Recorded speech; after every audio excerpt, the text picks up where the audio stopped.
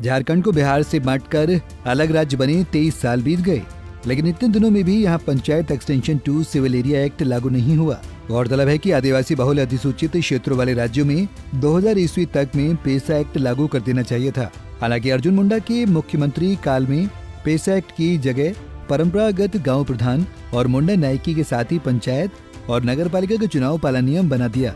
लेकिन पवन सरकार ने इस दोहरी व्यवस्था की जगह पूर्ण रूप से पेसा एक्ट लागू न करने की स्थिति में केंद्रीय अंशदान रोकने की बात कही है। ऐसे में झारखंड की हेमंत सोरेन सरकार फिर से दोहरी व्यवस्था वाली नीति लेकर आई है।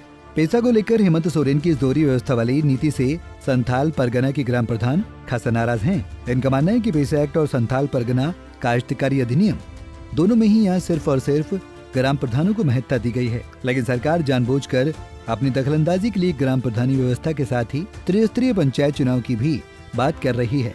ग्राम प्रधान संगठन इसका पुरजोर विरोध करती है। पेसा एक्ट है 1996, 24 दिसंबर 1996 सेंट्रल से जो पारित है, उसका मूल रूप से आज अभी जो ये पेसा एक्ट के तहत एक नियमावली निकाला है, इस नियमावली में उसको मूल रूप से उसको परिवर्तन कर दिया। एक्चुअल हम लोग का ग्राम सभा का जो अधिकार होना चाहिए था, पूर्ण रूप से ग्राम सभा को वित्तीय अधिकार से लेकर के हर तरह का अधिकार मिलना चाहिए।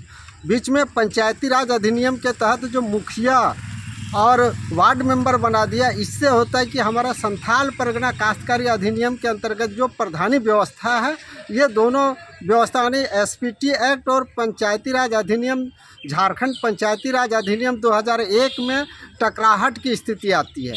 एक्चुअल पेसा एक्ट का जो मूल सिद्धांत है, उस सिद्धांत को अभी तक अनुसूचित क्षेत्र में धरातल पर ये लोग लागू नहीं किया है और न करने के पक्ष में है।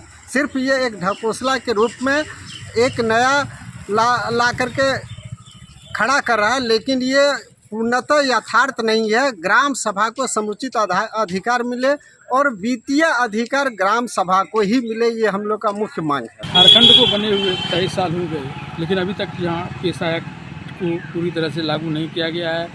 बीच में इसमें थोड़ी सी सुधार करते हुए ये किया कि यहाँ पर मुखिया का भी चुनाव हो गया, जबकि पेसा एक्ट के साथ से ग्राम प्रधान व्यवस्था को मजबूत किया था। एक बार फिर से जब इस पर दबाव पड़ा है, पैसे काटने की बात केंद्र सरकार के द्वारा कही गई, तब फिर से जो दूसरा ड्राफ्ट तैयार किया जा रहा है, उसमें भी करीब करीब पुरानी ही बातों को दोहराया जा रहा है।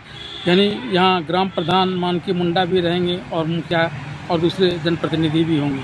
कहा जाता है दूसरा दुकानदार को कौन बढ़े तो धन अधिक अंधेरो जग करे, मिली महाबा सर्वजन, वही झारखंड में होगा। पंजाब केसरी के लिए दुमका से वीरेंद्र कुमार।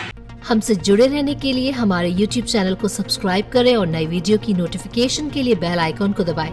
अगर आप ये वीडियो Facebook पर देख रहे हैं तो लाइक जरूर करें और ज्यादा से ज्यादा शेयर करें। धन्यवाद।